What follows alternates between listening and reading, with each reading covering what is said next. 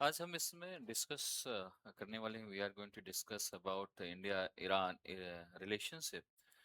सो जो इंडिया आज सपोर्ट क्यों नहीं कर रहा, या क्या हमारे रिलेशन पहले बिगड़े हैं कभी या पहले से थे, और हमें क्यों सपोर्ट करना चाहिए, ऐसे बहुत सारी चीज़ें क्वेश्चंस हैं।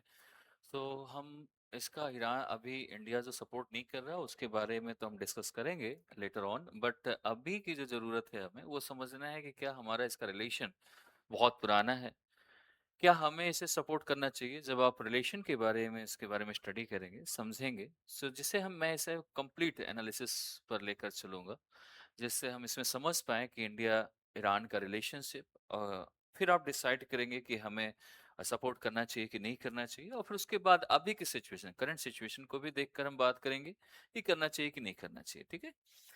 सो ये हमारा जो इंडिया ईरान का रिलेशनशिप है बहुत पुराना है। आप जानते हैं बहुत पहले एक ईरान वाले एरिया पर जब अलेक्जेंडर आया था, Alexander, you know about Alexander?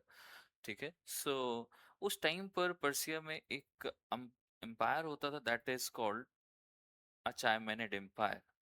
Okay, Achaemenian, अचायमेनिड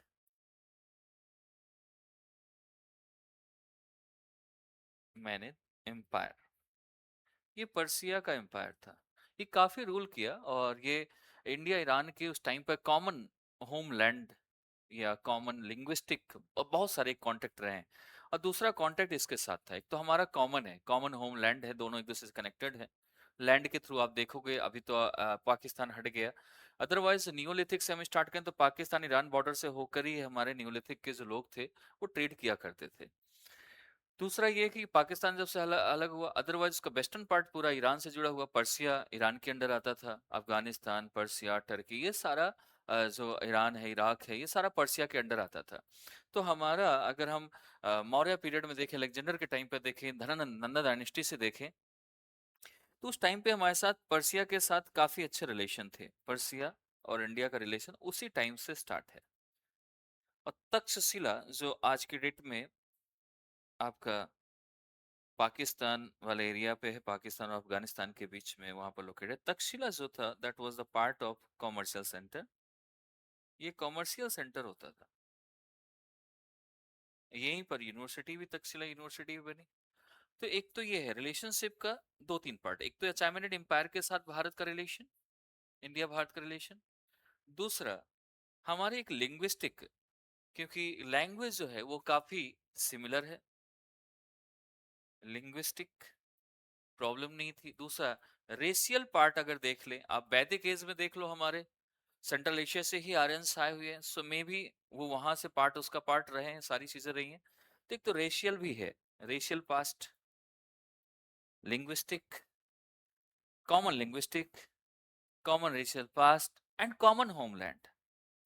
homeland भी हमारा अगर देखा जाए तो कॉमन ही मान सकते हैं, मिडिल ईस्ट का पार्ट है। इसके साथ साथ दूसरा जो और एक फर्क पड़ा हमारे रिलेशन का बढ़ने का रीजन था, वो जब बुद्धिज्म आया ना, Buddhism. So Buddhist influences on Persia, Buddhist ने भी पर्सिया में इन्फ्लुएंस किया। बुद्धिस्ट इन्फ्लुएंस पर्सिया, पर्सिया को इसने भी इन्फ्लुएंस किया।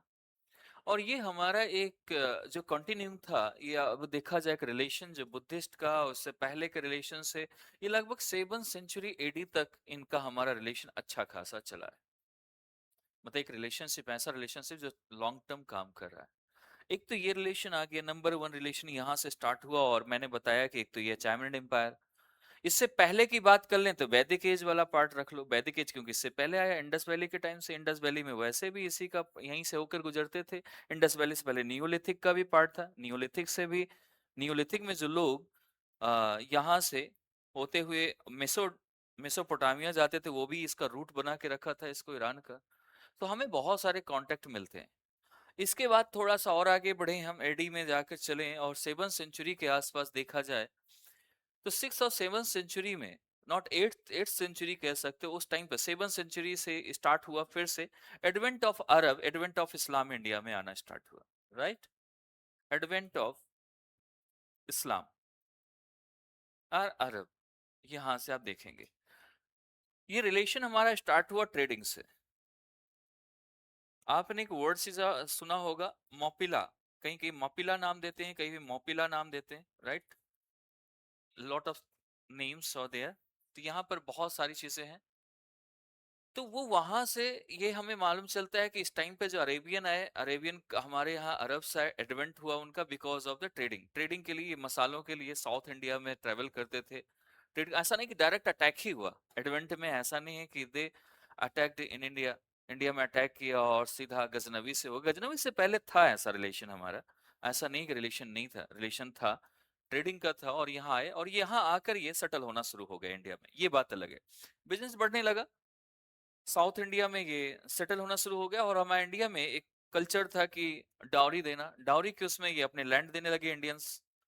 जब लैंड देने लगे डाउरी के टाइम पे, तो ये लोग सेटल होने लगे, सेटल होने लगे तो यहाँ शादियां करके रहने लगे। और शादी होने के बाद इन्हें हम सन इन लॉ, हम भारत के क्या हो गए, सन इन लॉ, दामाद हो गए। तो ये एक बड़ा सा फैक्टर रहा है। और इन्हें ही अरबिक लैंग्वेज में इसे मोपिलाज बोलते हैं। मोपिलाज का मतलब होता है सन in laws.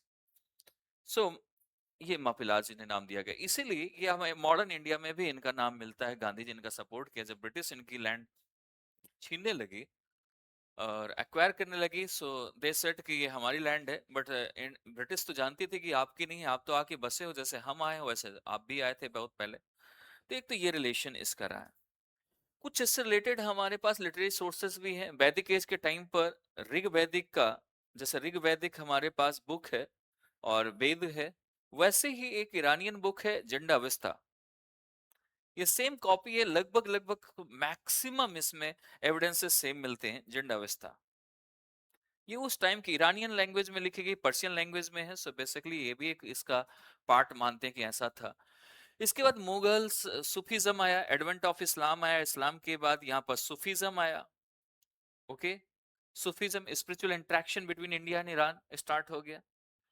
And Sufism, spiritual interaction between India and Iran start हुआ। और इंडिया में देख लो स्पिरिचुअलिज्म बहुत ज्यादा था, तो हमने इस चीज को बड़ा फोकस किया। एंड देन ये तो है ही हमारा साथ है, spread of Persian literature and poetry in India. ये बड़ा, जैसे इंडिया में इस्लाम आना शुरू हुआ, इसके बाद ये पोएट्री का सिलसिला, लिटरेचर का सिलसिला स्टार्ट हुआ। और इंडिया इसे अच्छा खासा अडॉप्ट भी करने लगा, चीजें बहुत तेजी से स्प्रेड हुई। So next is spread of Persian literature and poem, poetry in India. ये होने लगा, इन्फ्लुएंस होने लगा इसका बढ़ने। पर influence in the field of art and culture, जब आपके आर्ट एंड कल्चर, कल्चर का पार्ट तो इस टाइम पे नहीं आया 6th-7th सेंचुरी में।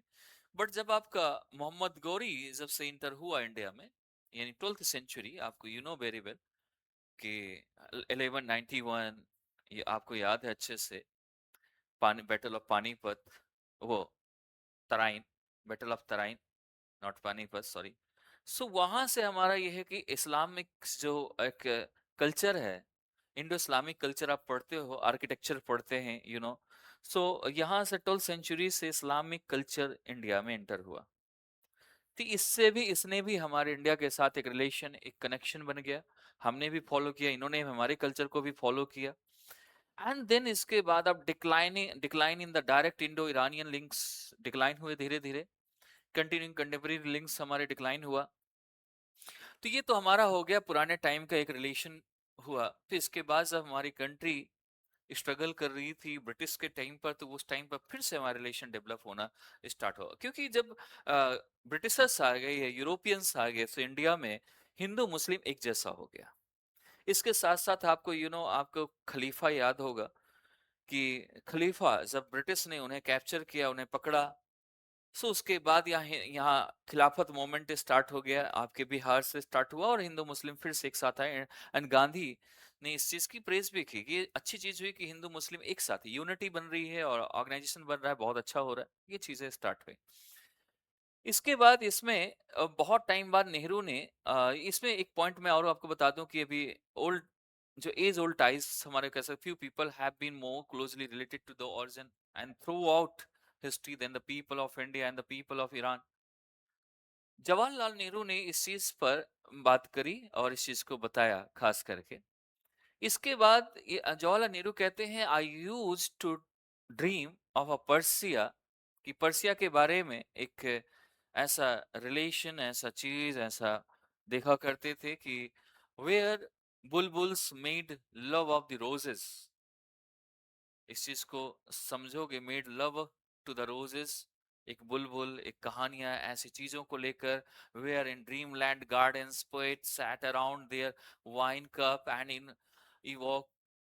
तो ये सारी चीजें कि हम बैठे हैं, एक बुलबुल है, और एक ऐसा बुलबुल made love to the roses, ऐसा लग रहा है कि कनेक्शन है, एक प्यार है, झलक रहा है। एंड ड्रीम लैंड गार्डन्स है, पोएट है जो साथ में बैठे हैं, आसपास वाइन के गिलास लड़ रहे हैं। ऐसी चीजें वो बोलते कि हम रिलेशन डेवलप, ऐसा सोचता था कि मैं पर्सिया, एक ड्रीमिंग ऐसा करते थे पर्सिया को लेकर कि ऐसा होना चाहिए, पर्सिया ऐसा होना चाहिए, पर्सिया ऐसा हो सकता है, पर्सिया ऐसा प्लेस है जहां पर हम ऐसे देख सकते हैं। इसके बाद इसमें धीरे धीरे इन चीजों को ऐसा विजन, फिर इसकी चीजों को लेकर चलते रहे। एंड जवाहरलाल नेहरू ने ये भी कहा कि but now I have come to your country, जब मैं इनकी कंट्री में गया, इसमें पहुंचे, ईरान पहुंचे और पर्सिया पहुंचे, my dream has been formed into a concrete image.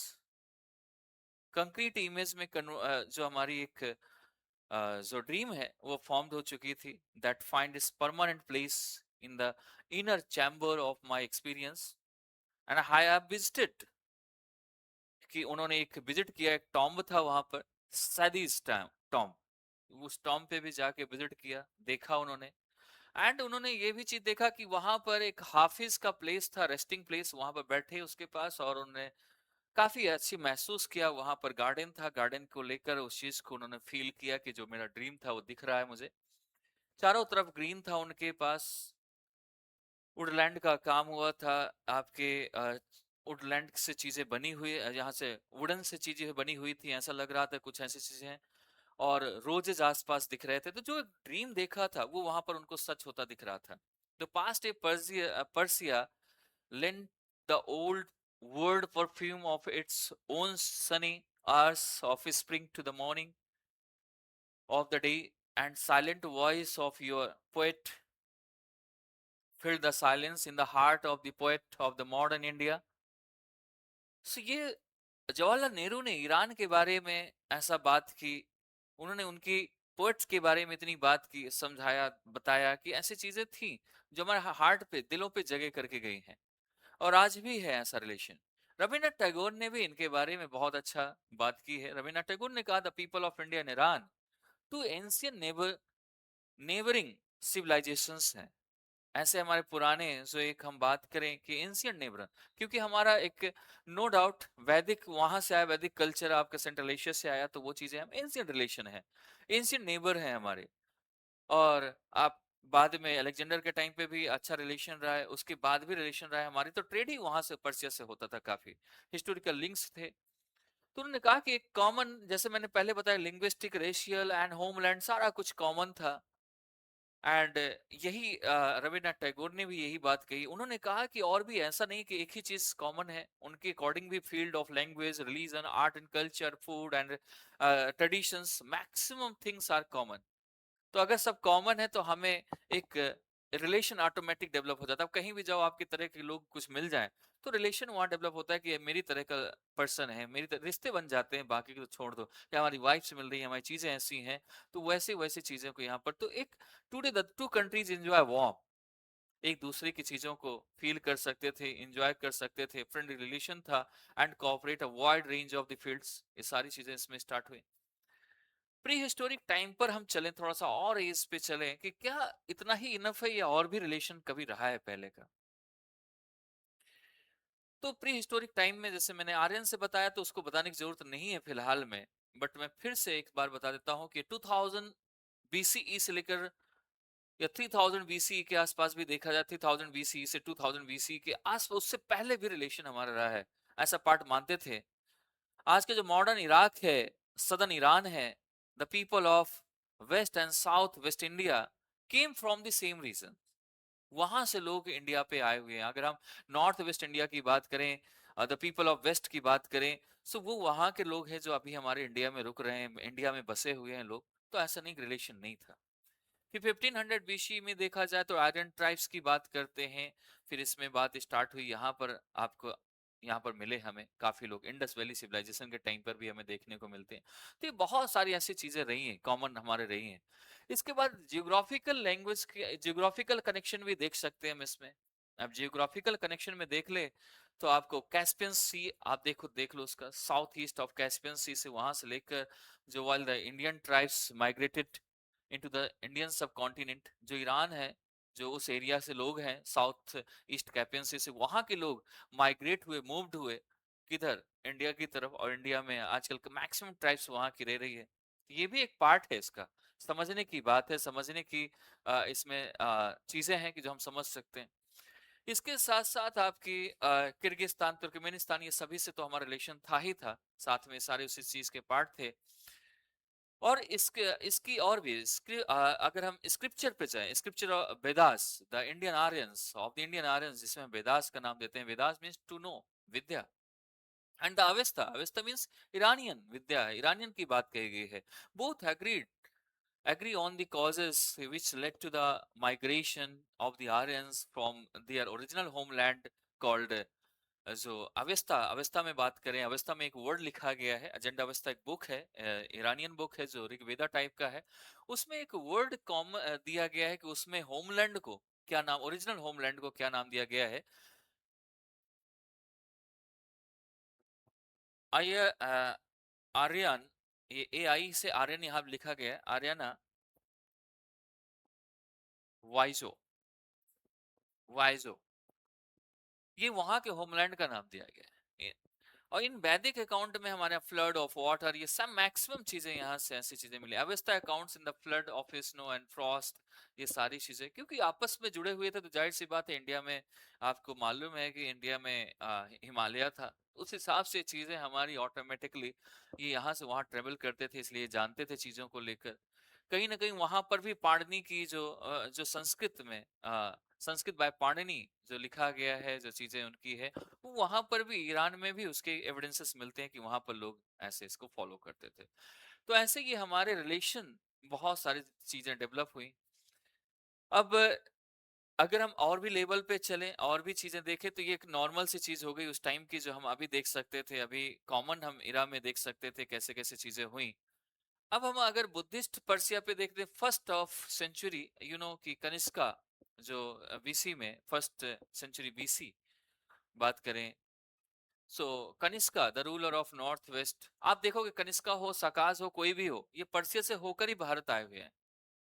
Bharat आए, भारत आने पर इन्होंने बुद्धिज्म को काफी बढ़ाया, Gandhara school of Buddhist art लेकर आए मथुरा। बाद में इन्होंने अफगानिस्तान, ईरान में, यहाँ पर भी बुद्धिस्ट की, बुद्धा की बहुत सारी स्कल्पचर बनवाए। तो वो भी एक कहीं ना कहीं पार्ट है कि इंडिया से कनेक्ट कराया उस चीज को लेकर। तो ये भी इसका एक पार्ट बना, ये भी एक हिस्सा बन गया इसका। ठीक है, इसके बाद हम अभी का रिलेशन हम डेवलप करें कि हाँ ठीक है, आजादी के बाद कैसा रिलेशन रहा, आजादी के बाद कैसी चीजें रही हमारे रिलेशन बने। अभी एकदम से बिगड़ते हुए नजर आ रहे हैं। हमारे के इंडिया के प्राइम मिनिस्टर जो हैं, उन्होंने थोड़ा सा अलग तरीके से इसकी बात की, उन्होंने भी कि नहीं भाई, इसमें ऐसा चीजें नहीं हमारी। अभी वो बाकी जो कंट्रीज हैं, जितने भी हमारे मिडिल ईस्ट की कंट्रीज हैं, उनको सपोर्ट करेंगे। मोदी जी ने उनको सपोर्ट करने के लिए बात कही, उनसे थैंक यू भी बोला, क्योंकि हमारे लोगों को उन्होंने सेफली इंडिया पहुंचा रहे हैं, चीजें ऐसी कर रहे हैं। तो एक ये भी है। एक पॉलिटिकल रिलेशनशिप की बात करें हम, अगर इस पे चलते हैं कि हमारा अभी जो प्रेजेंट टाइम चल रहा है, political relations, India and Iran signed a friendship treaty, मैं इसमें भी डिस्कस करूंगा। So India, Iran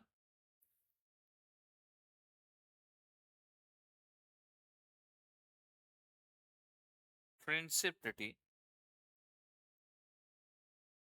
on 15th मार्च 1950, इस टाइम पे हमारा हुआ था फर्स्ट टाइम, आजादी के बाद हमारी एक फ्रेंडशिप ट्रीटी हुई।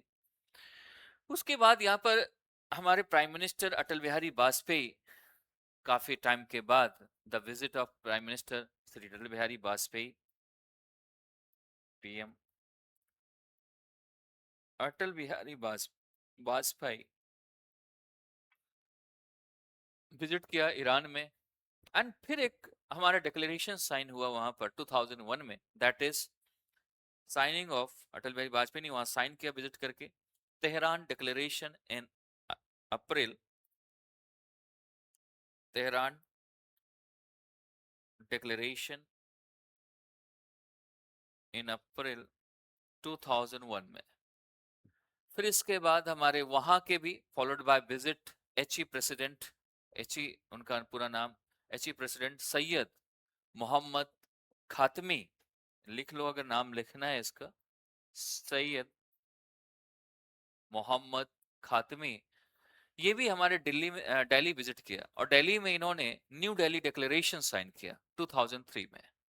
हमने वहां जाकर साइन किया तेहरान डिक्लेरेशन। 2003 में इन्होंने साइन किया, जो सैयद जी आए इंडिया विजिट किया और इन्होंने साइन किया। ठीक, तो ये साइनिंग इसका ये चला और रिलेशन हमारा डेवलप होना, एक इंडिया ईरान कोऑपरेशन बन गया।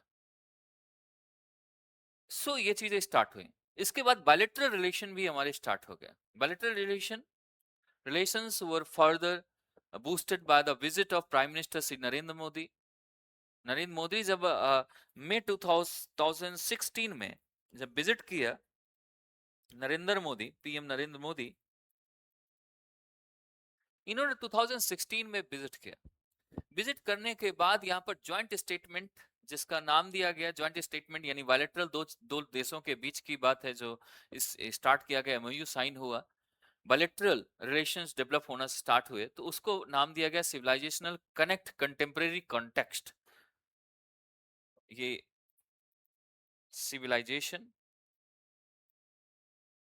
सिविलाइजेशनल कनेक्ट कि हम पुराने एक दूसरे के पार्ट हैं, and contemporary context, contemporary context, इस पर साइन किया। अब ये इशूड हुआ, ये एमओयू जो ये साइन किया गया, इसमें 12 एमओयू, 12 एग्रीमेंट्स, 12 एग्रीमेंट साइन किए गए इससे रिलेटेड। एंड फिर इसके बाद ये आया कि सिर्फ इतने से काम, ये एक रिलेशन डेवलप करने की बात होती है कि हमारे पुराने रिलेशन है।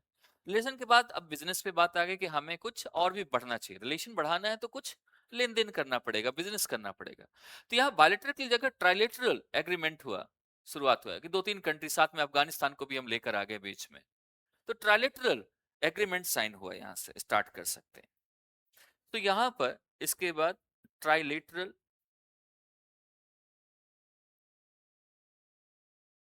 एग्रीमेंट, एग्रीमेंट साइन हुआ किसके किसके बीच पर, अफगानिस्तान, ईरान एंड इंडिया, ये 3 कंट्रीज ने साइन किया। किस किस पर साइन किया, ट्रेड पर किया साइन इन्होंने, trade, transport, transit between India, Iran, Afghanistan, signed हो गया। And president Rohani visited India in February 2018, 2018 में फरवरी के फिर इसमें इन्होंने विजिट किया India, during which a joint statement titled, और जो इसमें फिर से एक आया, इशू किया गया टाइटल, ज्वाइंट स्टेटमेंट इशू किया गया, उसको एक टाइटल दिया गया, टूवर्ड्स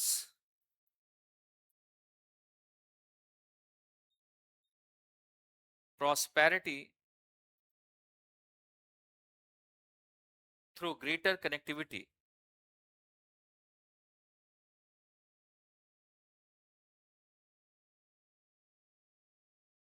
कनेक्टिविटी, ठीक है, ये साइन हो गया, ये इशू हो गया। फिर इसके बाद prime minister Narendra Modi meet HE president Masoud Pezeshkian करके ऐसे कुछ नाम था। फिर उनके बाद इन्होंने on the sidelines of the 16th BRICS summit in Kazan Russia in October 2024, अभी रिसेंटली की बात कर ले हम इसमें, तो फिर मोदी जी मिले इस पे 2024 में, and the two leader discussed way to the, कैसे हम आगे चलेंगे, कैसे हम बायलैटरल रिलेशन को और स्ट्रॉन्ग कैसे करेंगे, बनाएंगे, ये स्टार्ट हो गया। And this was their first meeting sign, president जो आपके पजे पजेस्कियान पजेस्कियान जो है उनके साथ फर्स्ट टाइम ये मीटिंग हुई फर्स्ट, नॉट साइन हुई, मीटिंग हुई ऐसा, जुलाई 2024 में। फिर दो लीडर्स ने सेवरल टेलीफोनिक कन्वर्सेशन होने शुरू हो गए इनके बीच में। Prime minister Narendra Modi meet Seyed Ebrahim Raisi, उनसे भी मिले, ब्रिक्स में समिट 2023 में मिले थे पहले, इसके पहले तो उनसे भी मिले थे, बट इनके साथ कन्वर्सेशन, टेलीफोनिक कन्वर्सेशन में ये सारी बात हुई कि हम पहले भी मिले हैं, चीजें ऐसे हुई हैं, हमारी चीजें ठीक चल रही हैं, हम और भी बेटर कर सकते हैं। बोले ठीक है।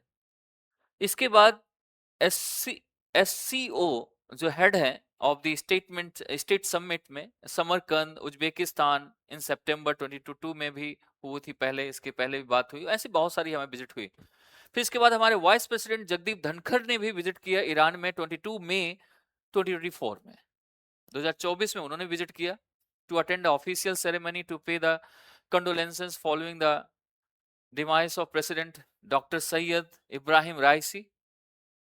Foreign minister doctor Hossein Amir Abdollahian and other Iranian officers in May 2024। तो उसमें हमारे ऑफिशियल विजिट में सेरेमनी पे गए और हमारे जो वाइस प्रेसिडेंट है उन्होंने विजिट किया, वहां पर देखा उस चीज को लेकर।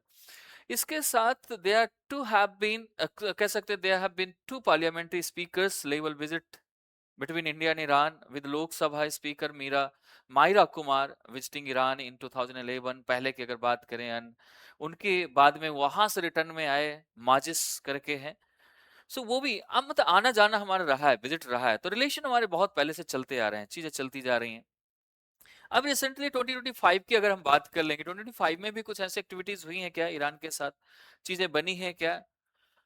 तो डॉक्टर सुब्रमण्यम जयशंकर, एस जयशंकर जिसे बात करें, जो हमारे अफेयर्स मिनिस्टर हैं, फॉरेन एक्सटर्नल मिनिस्टर हैं, एक्सटर्नल अफेयर मिनिस्टर है एस जयशंकर, वो भी ईरान विजिट किया जनवरी 2024 में। फिर इसके बाद उन्होंने विजिट किया मई 2025 में। तो ये सारी हमारी विजिट इसलिए हो रही थी कि हमारा रिलेशन डेवलप हो रहा था, रिलेशन बढ़ रहा था, और ये हमारा रिलेशन ऐसा बन गया कि एक दूसरे के लिए काफी चीजें, वो अलग बात है कि जब कभी पहलगाम का केस हो या कुछ ऐसा चीज होता है तो ईरान कभी ना कहीं एक एक थॉट होता है, एक चीजें माइंड में आइडियोलॉजी आपकी घुसी होती है थोड़ा सा कहीं ना कहीं एक अपने रिलीजन को लेकर, तो वो कहीं ना कहीं कमेंट बाजी ऐसी हुई है अजीब सी, तो वो कहीं ना कहीं एक पार्ट था। तो ये अगर हम रिलेशन की बात करें तो हमारे रिलेशन बहुत पुराने हैं, बहुत चीजें हमारी पुरानी हैं, बहुत सारी चीजें हैं। कल्चरल कॉपरेशन और and people to people relation भी हमारे इसमें रहे इंडिया और इनके साथ काफी, जो मैंने बताया स्वामी विवेकानंद कल्चरल की बात करें वहां पर स्टार्ट बहुत सारी चीजें हैं। अगर हम बात करें कि long history of civilization cultural links between India and Iran continues to be a source of robust people and culture ties हुई वहां पर उस टाइम पर, देखा जाए समझा जाए। इंडियन कल्चर सेंटर जो है, इंडियन सेंटर की बात करें, Indian culture centre establish in 2013 में and rename Swami Vivekananda culture centre in 2018। तो एक हम वहां पर अपना सेटअप कर रहे हैं, अपनी चीजें स्टैब्लिश कर रहे हैं ईरान में जाकर, ये चीजें तो बहुत बड़ी बात है। और वहाँ के लोग यहाँ आ रहे हैं इंडिया में, यहाँ के लोग वहाँ जा रहे हैं, काफी चीजें ऐसी चीजें हो रही हैं जो हमारे आपने टूरिस्ट, जो आपका बजट टूरिस्ट बढ़ रहा है, चीजें हो रही हैं, हमारे कल्चर डेवलप हो रहे हैं, ये सारी चीजों को लेकर हमारी इसमें बात हुई, ये सारी चीजें हमारा रिलेशन डेवलप होना स्टार्ट हुआ। अब जब बात आती है कि भाई अभी ये क्यों नहीं ऐसा हो रहा, अब ये रिलेशन एकदम से अचानक तोड़ने की बात क्यों आ गई, इस चीज को क्यों ऐसा चीज आ गया? अभी तो देखो कि दो तीन चीजें रिलेशन है, हम एक रिलेशन के साथ एक को बचाने के लिए हम कई सारे रिलेशन तोड़ दें। एक तो इंडिया न्यूट्रल रहता है, पहली बात यह है कि न्यूट्रल रहना उसकी खास बात है। लेकिन इस बार एक तो और मामला हो गया कि यूएसए के साथ अभी डील हुई है, स्टार्टिंग में यूएसए उसके अगेंस्ट है। नेक्स्ट इसराइल भी उसके अगेंस्ट है, इसराइल से अभी पीएम, ऐसा नहीं कि पीएम मोदी के बाद ही इसराइल में वो सेटअप किया गया कि नहीं अब हमें अटैक करना है, कुछ ऐसा है, वो अटैक पहले से प्लान था। वो तो एक कोई इंसिडेंस कह सकते हो कि अचानक से ऐसा हो गया कि वो गए और बाद में उसके बाद अटैक हो गया। अब मोदी का ये है कि मोदी सपोर्ट बाकी कंट्रीज को कर रहा है, मिडिल ईस्ट को, ईरान को नहीं कर रहा। कि अगर ईरान अपनी दोस्ती निभाता है इंडिया से, तो पहली बात ये कि जो इंडियंस के लोग वहां फंसे हुए हैं ना, उनको वो पहले बोलता है कि आप यहां से निकालो सेफली, हम आपके लोगों को भेज दे रहे हैं। बाकी जगह भी इंडिया के लोग हैं, अगर कुछ उसे अटैक करना था, दोस्ती निभानी थी, तो उसको भी हमें ध्यान देना चाहिए, हमारे लोगों के लिए बारे में ध्यान देना चाहिए था, बट उसने ध्यान नहीं दिया इस चीज को लेकर। और इंडिया को भी अपने रिलेशन बचाने हैं, बाकी इंडिया के ऐसा नहीं कि केवल ईरान में ही लोग रह रहे थे, बाकी कंट्रीज में भी रह रहे हैं, तो उसने अपने लोगों को बचाने के लिए उन कंट्रीज से अगर दोस्ती नहीं करता है, उन कंट्रीज का सपोर्ट नहीं करता है, तो हमारे बाकी के लोग फंस जाएंगे, हमारे जो इंडियंस है वो फंस जाएंगे। तो उन्हें बचाना है अगर, तो हमें थोड़ा सा कहीं ना कहीं पॉलिटिक्स, डिप्लोमेटिक डिसीजन लेने पड़ेंगे। साथ ही साथ इजराइल के साथ हमारा रिलेशन है, तो इजराइल के अगेंस्ट हम जा नहीं सकते। यूएसए से अभी बिगड़े थे, बने हैं अभी ठीक से, फिर से ठीक होने व शुरू हुए हैं, तो उसके अगेंस्ट भी न्यूट्रल रह सकते थे। अगर शायद ये प्रॉब्लम नहीं होती और उस हमारे हमारे लोगों को वो ये सेफली यहाँ पर चीजें कर देते, और प्रॉब्लम सभी जगह से हम लोगों को बुला लेते, या पहले हमें इन्फॉर्म कर देते कि मैं ऐसा कुछ करने वाला हूँ, प्लीज डू इट फास्ट, आप अपने लोगों को यहाँ से बचाओ और ले जाओ, या हम उसका इंतजाम कर ले, अदरवाइज मैं ऐसा करूंगा। तो कहीं ना कहीं इंडिया न्यूट्रल रहता और सपोर्ट करता कि ईरान ने हमें इससे होने से पहले हमारे लोगों को भेजा, या कहीं ना कहीं उसके लिए सिंपैथी दिखाता, कुछ ऐसी चीजें करता। तो ये एक मामला स्टार्ट हुआ, एक रिलेशन हमारा डेवलप होने की, ये चीजें हमारे रिलेशन रही हैं। तो मैंने आपको एक हिस्टोरिकल रिलेशन से लेके आज के रिलेशन का मैंने सारा एक पूरा डिस्कस किया है। तो हम इसमें बाकी का मैं इसमें एक रिलेशन और नेक्स्ट वीडियो इस पर बनाऊंगा मैं आगे चल के, उस पर कि हमारी जो बाकी के जो ब्रिटेन है, फ्रांस है, बाकी के यूएसए का सपोर्ट क्यों नहीं करा, इस पर वीडियो जरूर आएगा मेरा, कल तक आ जाएगा वीडियो कि क्या चाइना और रसिया इनडायरेक्टली सपोर्ट कर रहा है ईरान को, या ईरान के सपोर्ट में क्यों नहीं कोई उतर रहा, क्या प्रॉब्लम है ईरान के साथ, क्या ईरान ने सबके साथ गलत किया है, ये सभी यूएसए से, इजराइल से डर रहे हैं, या आगे फ्यूचर के लिए देख रहे हैं। तो क्या ऐसा हो रहा है, ये इंडिया इंडिया भी एक्शन क्यों नहीं ले रहा, इंडिया के पीछे और भी क्या रीजन हो सकता, केवल यही one of the reason could be, but other reasons क्या है उसके। तो ये सभी पे हम डिटेल डिस्कशन, एक नेक्स्ट वीडियो मेरा कल रिलीज होगा, आप उसे डिटेल में देखेंगे। तब तक के लिए bye and thank you from my side. Okay.